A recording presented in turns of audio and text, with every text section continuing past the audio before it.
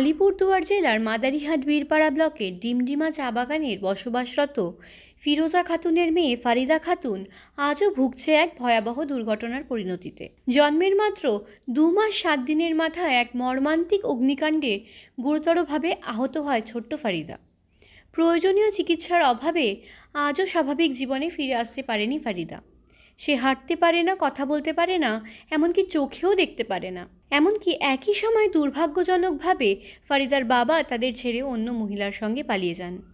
অভাব অনটনের মাঝেও ফিরোজা খাতুন বাচ্চাটিকে আগলে রেখেছেন। তবে চিকিৎসার ভার বহন করা তার পক্ষে হয়ে উঠেছে অসম্ভব।